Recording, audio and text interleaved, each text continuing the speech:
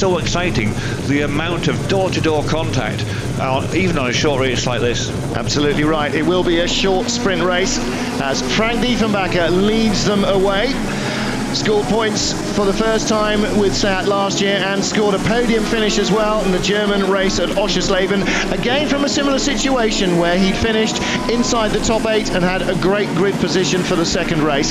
On board with Alex Zanardi, and when you get a look at the onboard camera with Zanardi, behind the normal steering wheel rim you'll see a metal chrome ring, like the horn ring you'd expect to see in a kind of 1950s or 60s classic, but it's behind the wheel and he uses his fingers pulling back in the same way that you would do with a paddle shift on your PC computer game, but it's in fact not the gear change, that is the accelerator. When he pulls back on that ring, that does the acceleration for him. He still uses his prosthetic limb for the brake with his left foot, but he doesn't use his right foot to accelerate, he uses his hands.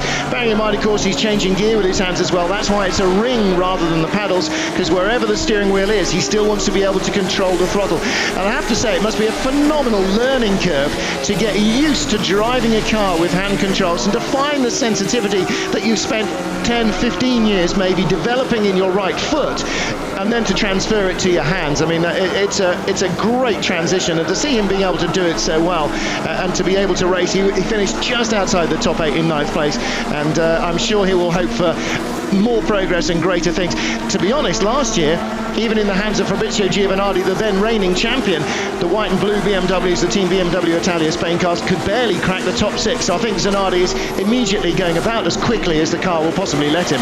Yes, I think that's what's happening at the moment. That's the sort of limiting factor of the car, not the fact that it's got hand controls and not the fact that he's driving. He is, as we've said so many times before, such a character when it comes to motor racing. Yes, he had a big accident and everyone thought that was the end of his racing career. He's turned that around. He learned to walk very quickly with his two prosthetic legs, and now he's back in the race car. He's back in the race car not just for one race like he was last year, but for the whole season, and he is doing very well indeed. As you said, he's getting this car to go as fast as it ever went last year with Giovanardi in it. Now Giovanardi's back in the Alfa Romeo, you can see he's immediately back in the top 3, like third of his teammates, but nevertheless he's right up there. So I would think with a little more time, a little bit more understanding the car, then I can see Zanardi very much mixing it along with the rest of them up front. Could also see from the onboard shot there as he's changing gear, going up and down the gearbox, because it's not a flat power shift, he can't just hold the throttle open. The ring behind the steering wheel moving backwards and forwards as well as the controls override his control of the throttle there to prevent engine detonation.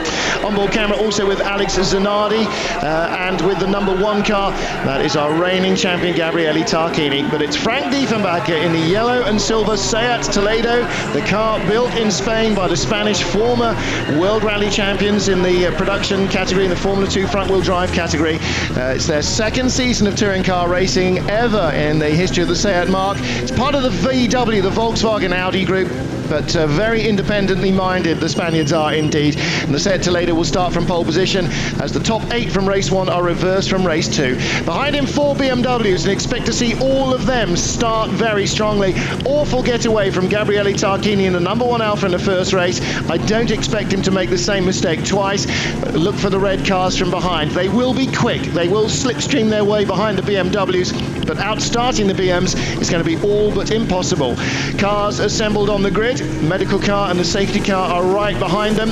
We lost 2 in the first race, but everybody else is there, and Diefenbacher leads them away. Great start from Andy Priaulx to come in between the BMWs. Tom Coronel with the yellow windscreen strip, and around the outside Jörg Müller, the black windscreen strip on the Schnitzer car, ahead of Andy Priaulx, and contact between them. They're not teammates, don't forget, there's no love lost. 9 laps to go. Coronel leads, Diefenbacher second, Jörg Müller third, Dirk Müller fourth, Andy Priaulx fifth, and which of the Alphas? One of them got left right behind. It's Giovanardi and Tarquini have rammed their way through, and perhaps not surprisingly Farfus, who's been left a little behind by some of the other cars at the start. Yeah, we expected that at the start of the very first race for Farfus not to make a good start, but he was totally the opposite. He made the best start of all the Alfa Romeos the first race. Maybe not quite so much this race, but it won't take him long to get back up there amongst these BMWs and Alfa Romeos. But you can see the Seat there really getting pushed offline. When he got pushed offline, he didn't come out as quick as the rest of the cars. Another BMW goes past him, and now he's dropped down to 4th. Look at the Alphas though, David, side by side. Giovanardi on the outside, Tarquini pushing him from the inside line. They're all desperate to get by Andy Priaulx and Frank Diefenbacher, and Priaulx now is in the real being attacked situation. Right behind them, great start from the Italian driver in his BMW, Stefano D'Aste. That's the car with the blue top and the white lower part, and he has got Jordi Gené right behind him, the Spaniard in the second of the Seats, and Stefano D'Aste got away very well. Zanardi a little further down the order with his team Garcia, and there is Giovanardi and Tarquini both in the gravel. Giovanardi somehow tried. That man has got more lives than a cat in every race weekend, and there is that's Zanardi being spun out there as well. Well, there's Tarquini, Giovanardi across his nose. Tarquini could not control the car. Giovanardi into the gravel on the outside. Tarquini spun off to the inside, and actually, perversely, despite the drama of that, looks as though Giovanardi got away slightly better. But yeah, Tarquini looked heavy damage. I think he went into the tyres on the outside. So our race leader, is it still Tom Coronel? It is. Jörg Muller pulls out from the slipstream. The factory BMWs do have more advanced engine and power, and he should be able to take the lead. But look at this, Diefenbacher in the yellow-nosed Seat, right in amongst the BMWs. Fantastic job. Oh, and Dirk Muller gets slid out wide there with contact with Diefenbacher. Andy Priaulx takes advantage. He'll try and come round. He's on the outside now, but that'll turn to the inside line at the second chicane. Yeah, Diefenbacher's trying very hard here. He knows that last year they struggled a little bit. They've got a much better engine than what they had last year, and he's pushing very hard to be up there. He's had the opportunity of starting on pole, and he's trying very hard to keep it there. Here's the incident you can see with Giovanardi being turned around with Tarquini on the inside. Through the gravel he went, and he got away with it. Tarquini didn't. Tarquini, big damage to the front of the car. Here's the first lap again, into the first corner. Diefenbacher in the second place. That's a fantastic start. Front wheel drive car off the line with all those BMWs around about him. He's really fired up. This young German guy is just so enthusiastic about his racing. He just loves to get in there and mix it. And look behind, just the Singleton Alfa Romeo, and that is the number 3 car of Augusto Farfus Jr., our race 1 winner. So Monica Sips, who with her husband Mauro run this Auto Delta team, seeing their 2 stars commit the cardinal sin. All right, it's race 1 in the championship, it's every man for himself, but the cardinal sin there, David, they took each other out, and that has just got to be a bit of a problem starting to build between them. It is. You've got to remember that Giovanardi was the previous champion. He left to go to BMW. That was a big surprise to Alfa Romeo at the time. But he's come back, and in the first time he's come back, he's trying to stamp his authority upon Tarquini and say, I was the champion, I'm back, I will be the champion again. And of course, when you've got 2 very strong people like that, neither are going to give way, and that's exactly what happened. Neither gave way, and they took each other out. I did say earlier on, you must not take your teammate off.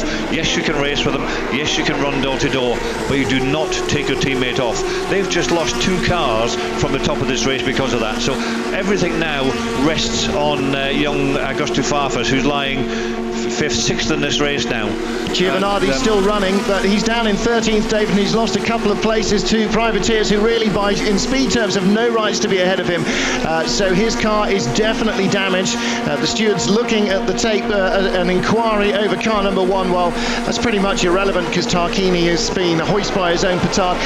In fairness, I don't think it was a deliberate move by either driver to take the other out. They just arrived at the chicane, one trying to outbrake the other trying to stay in front, and it was just one of those racing incidents. But as you say, unfortunate for the team that it was 2 of their 3 cars. And we've seen earlier on, the 2 corners before that, both the Lesmos, those 2 cars had gone round both Lesmos side by side, and yet when they come to the chicane, the Scottish chicane, it didn't happen. One did not give the other one space. They did on the 2 Lesmos, they gave each other space, but when it got to the chicane, they didn't give each other space, and that was the end of that. But here we can see further back, Augusto Farfus with the red Alfa Romeo. He's now got the Seat's Diefenbacher in his sights, and he'll want to get there. I don't think he'll get much further than there in this short 9-lap race, but I think that's what his aim will be. But you can see now They've got the other works BMW in front of Tom Cornell, and that leaves Andy Priaulx now to try and get himself past Tom. And as we've seen before last year, Tom Cornell is a very determined, very good driver, and he can make that BMW work really well and get it up there amongst the works cars, unlike the rest of the BMW cars further back. Certainly can. Dirk Muller made his move now. Andy Priaulx dives down the inside, not quite as quick perhaps as the factory Schnitzer BMWs, but a little more advanced than the Carly Motorsport car. And look at Frank Diefenbacher right behind. He's got he's on the tail of a 4-car train. He's the man in the guards van, but he's still getting all the tow from those 3 cars in front of him. And Diefenbacher's engine will be working a little less hard to stay in touch with the BMWs than it would do if it was out on its own. He's just hanging on there, but Jörg Muller starting to make the break, and Andy Priaulx now attacking Dirk Muller for second place. It's bad news for Dirk in number 43. That's good news for Jörg in 42. Slower car in front of them, one of the back markers. That's either Roland Asch or Sebastian Grunet. Oh no, it's not. In fact, it's I think Luca Rangoni, former multiple Renault champion in his Oregon Motorsport Alfa Romeo. He shouldn't cause too many problems unless they fall over him at the chicane.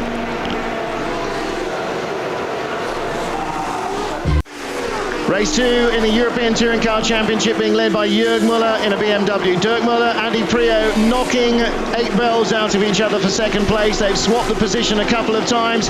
This time last lap, Andy Priaulx was ahead of Dirk. Dirk's got back, and as a result, Jörg Muller, the race leader, the car on the right of your screen, pulled out a 1.1 second extra advantage on last lap alone. He's 2.5 seconds ahead of the battle for second. Dirk Muller, his teammate Andy Priaulx from BMW Great Britain, down the inside into the Parabolica, gets in late but gets in too fast, and Dirk Muller will get a good drive through on the inside.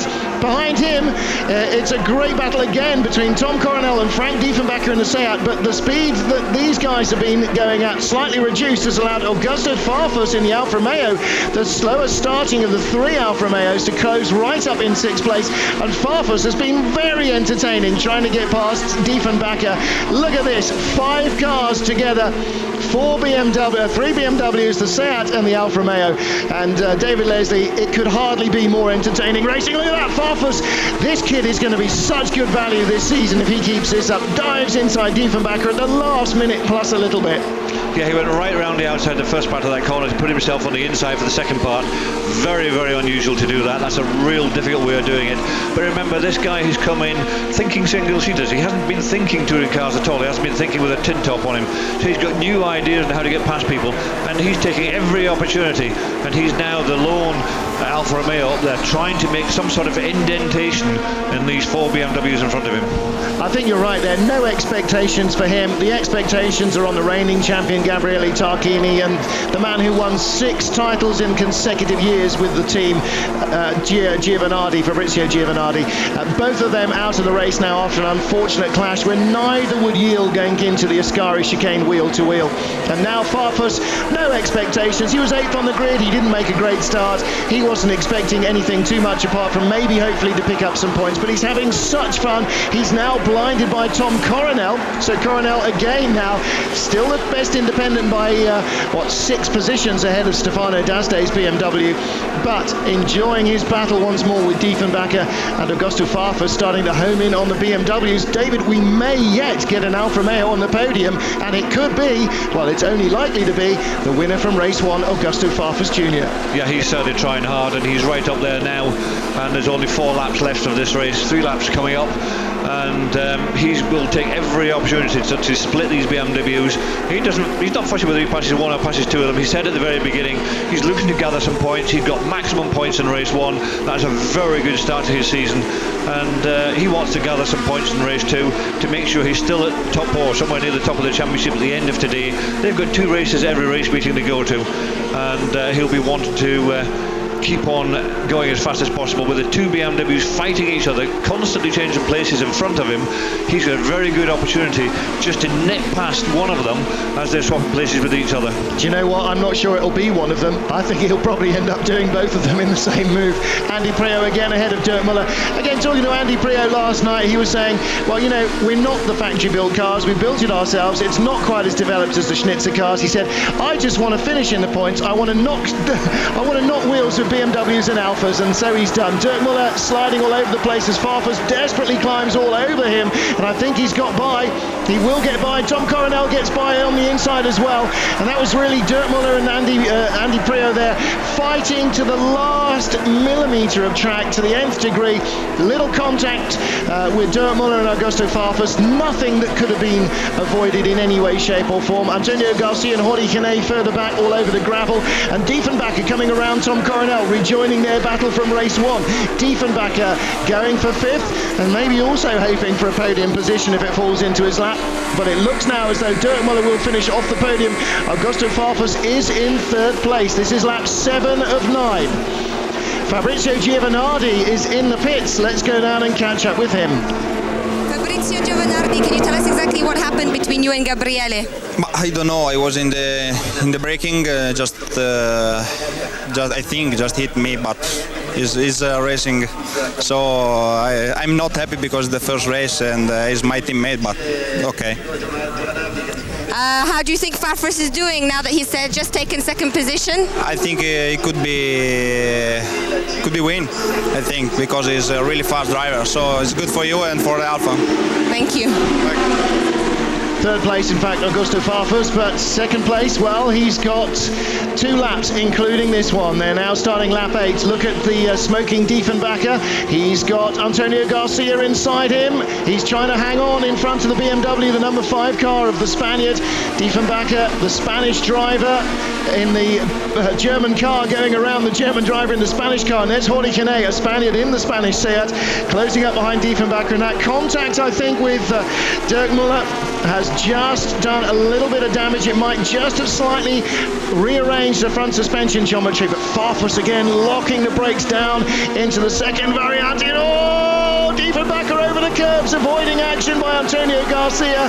He saw the danger coming, and David Leslie, that's great thinking driving. It was from Garcia. He's seen the car come up the inside. It was locked up. It was never going to stop on him onto the Sundays, and he just straightened his car out, took it straight across the top of the chicane, and even Diefenbacher was across the top of the chicane. Garcia saved his own life and saved taking 2 cars out of the race simply by being aware of what was actually happening around him.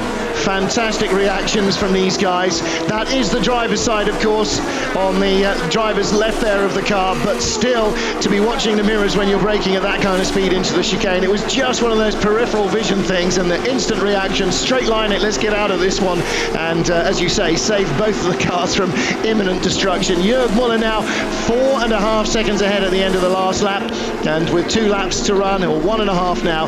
Andy Priaulx in second place. Augusto Farfus bridging the gap between Dirk Muller and Andy Priaulx, and taking Dirk Muller with him as well. I think we might be in for a grandstand finish for the podium.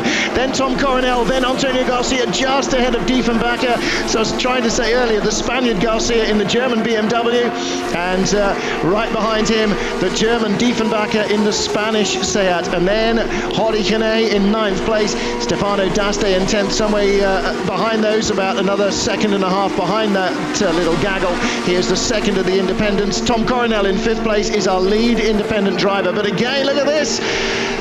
Dirk Muller trying to outpace Farfus under braking, couldn't quite get it done, used the aerodynamic toe down the straight to pull right up onto the bumper, but could not outbrake him despite the inevitably better chassis balance of the rear drive BMW. Of course, when they brake, all of the weight of the car is transferred to the front wheels. In a touring car like this, David, the rear brakes are probably actually worse than the street car. They do almost nothing. The front brakes, though, as big as a serving platter, they're enormous things to haul these cars down from speed. Yeah, absolutely. Front brakes, everything that happens on those on the back, they're very small discs on the back.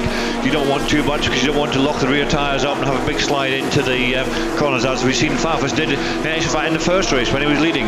He caught that slide beautifully well. This young guy didn't stand out as being absolutely fantastic at singles. He's just very, very good indeed, but not absolutely fantastic. But he's come into this touring cars and he really is setting the thing alight, and he's making it look really good for everybody else.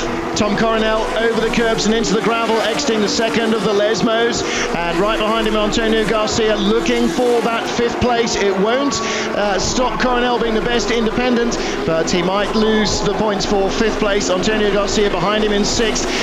Andy Priaulx in 2nd spot with Augusto Farfus about 3/4 of a second behind. Our race leader is Jörg Müller in the right-hand corner of your picture, comfortably ahead, 4.3 seconds. He's eased off in the last lap or two. Dirk Müller, no easing off though on this last lap, desperately trying to get inside Farfus for a podium finish, but he won't. Jörg Müller will win race 2. Augusto Farfus, the winner of race 1, will finish on the podium.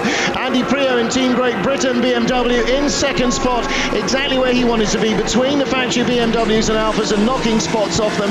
Dirk Müller tries for third but can't get it. Farfus a first and a third in his first ever touring car weekend. He will be the championship leader. That's a fantastic result for him. Jörg Müller wins in race 2. Wow, it's been a great opening pair of races. I really cannot wait until we get to Valencia in Spain at round 2. It's perhaps not as conducive to fast overtaking racing as this, but did you see there on the slowing down lap, the BMW of Tom Coronel trying to go inside his rivals there at the chicane. Whether to shake a hand or wave a fist, I'm not really sure. Jörg Müller wins race 2 here at Monza. What a great ding-dong battle it was. Germany's Jörg Müller celebrating victory in race 2 in the FIA European Touring Car Championship from Andy Priaulx in the BMW GB entry. Augusto Farfus, the winner of race 1, third for Alfa Romeo, ahead of Dirk Müller, Tom Coronel, the BMWs, and Frank Diefenbacher's Seat, completing the top half dozen. Antonio Garcia and Jordi Gené, 7th and 8th, all very close at the end. Gap back to the second in the independent, Stefano D'Aste, who had Alex Zanardi behind him. Ricard Rydell not faring well in his first race weekend for the Seat team, not at all well. And the remaining cars, well, only 20 cars starting this second race, and in the end only 17 making the finish. And the most notable departures, the reigning champion Gabriele Tarquini and the man who was the champion for the previous 3 seasons, Fabrizio Giovanardi, the 2 Alfa Romeo teammates of Farfus. With a win and third, Farfus leads by 2 points from Jörg Müller with a win and fourth. Andy Priaulx with a second and a sixth in third place in the championship, indeed where he finished last year. Jörg Müller second where he finished last year, and an Alfa Romeo driver leading, only it's not Tarquini, it's the kid from Brazil, Augusto Farfus Jr. David Leslie, I think we welcome a new star into the touring car ranks. Yes,